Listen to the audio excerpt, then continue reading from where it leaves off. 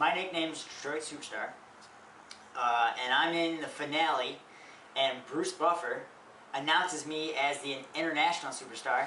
I had no clue that they were changing my name. I just went with it like, hey, yeah, international, woo! And I fought a lot in Canada, so I guess maybe I have a passport. I can go wherever I want, I guess. You got a belt over there. Yeah, I got a belt over there. Thank you. But, yeah, so I didn't change it. They changed it, and UFC's the UFC. They do what they want. So if they want to call me whatever they want, I don't care. Thank you for giving me a job. And insurance. It's like I got a real job now. I've never been one to call anybody out or anything. You know, whoever they want to match me up with, they're going to match me up with. You know, hopefully they put me with someone that I can put on a show and an entertaining fight for the fans. You do a lot of reffing on the side as supplemental income. What's your feeling as far as refereeing and judging and fighter participation in that? I would say as far as amateur bouts in Michigan, some of these guys, like, I think that you should have to have some qualifications to referee some fights. Like, I'm going to some of these shows, and the guy that's reffing is like, I've never heard of the guy, like, never had any pro fights. You know, they go take a class at the state, and then boom, they're allowed to referee fights. And I don't think it's right. Like, you should have the experience and know what the fighters are going through in that cage. You know, it's a whole different thing. And another part about that is some of these referees get so deep into it. It's like, you're not fighting right now. You shouldn't be getting an adrenaline rush from this. Like, you shouldn't feel like you're a part of the show. You don't have to take the show. You're the guy in there making sure that the fighters don't hurt themselves. You know, don't get too injured, for the safety of the fighters. You know, to direct the fight, make sure it's not a stalemate, you know, and make sure that all the rules are being applied. You're not in there to steal the show and be part of the entertainment by dancing around or you know, getting involved with the fighters or whatever like that. So I think you know, there's some good referees out there in Michigan. I wouldn't say at the pro level, but at the amateur level, you know, some of the pros in Michigan are reffing fights, and they're doing a great job. But I would say, because in Michigan you can't have a pro fighter's license and a pro referee's license, to my understanding. So I think that they should change that. You know, because I've reffed so many amateur fights, it's retarded. Like, I started when I was an amateur, and they just kind of threw me in there, you know, with no reffing experience. But you know, I built up so much experience. It's you know, and as a fighter, I know what's going to happen in the fight. Like, I can almost pick who's going to win the fight, like, before the fight's even started. You know, just by looking at the guys, you know, and being around and seeing the experienced guys fighting some bums and blah, blah, blah. Or when they're going for a submission or something like that, and you know, okay, this guy's not going to get it, it's not tight, and okay, this is real tight, I'm getting in ready to stop the fight, you know, or before the guy gets his arm broken or something.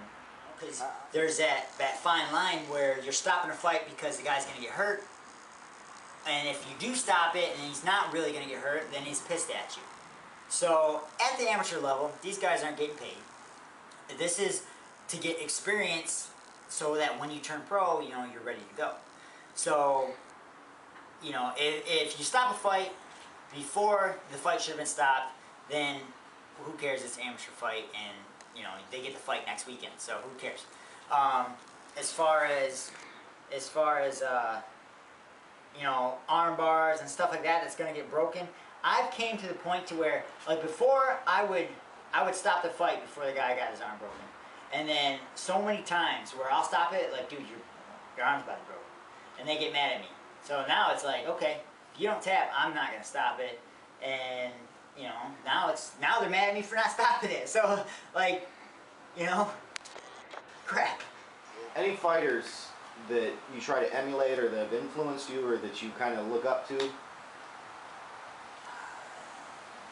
You know, when I first started training and I first started I first decided to do the martial arts and really get into it was about I took my first amateur fight a month after my last wrestling nationals, and I didn't tell my parents or anything like that. Blah blah blah. Took the fight, won, went home, showed them tape. Well, the very next morning, my dad, which is my striking coach, he's a mixed martial artist. He's done all kinds of different styles and stuff. I'm living with him. I come downstairs for breakfast, and he pops in a tape of Benny the Jet Nikitas. And he's like, "This is one of the guys that I want you to fight like." So I would say Benny the Jet. He's an old full contact karate guy. I haven't heard of Yep. Man, that's so awesome that you said that. It's so awesome. I remember watching one of his tapes, and a person asked him, "How do you stop a jump spin? What's the counter to a jump spin sidekick?" He goes, "Higher jump spin." So, I've watched a lot of his tapes.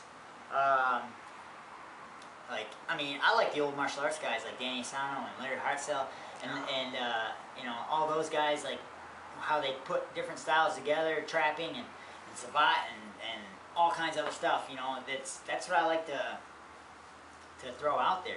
And a lot of times I'll hit a guy with something like a ball kick or something like that, and they'll be like, "What was that?" And I was like, "I don't know." I try not to tell like a lot of secrets or anything like that, because they're family secrets. So. Zombie movies. Well, you got to go with Zombieland. They set down the rules. It's a funny movie. Number one rule, cardio. Okay? You can outrun zombies because they're slow, right? I think the number two rule is always check the back seat or something like that. Because they're in the back of the car. Put your seatbelt on. Keep going with the rules. I like it. Let's see. I believe one of the rules is never be a hero, and then he switched it to be a hero, right? Because if you're the hero, then you're gonna get the girl. So if the movie's gonna end up good, you're gonna get the girl. So you be the hero. What are the other rules? Oh, what was it? Be wary of bathrooms. Because when you're taking a dump, you're very vulnerable to a zombie attack. So be ready when you're on the toilet.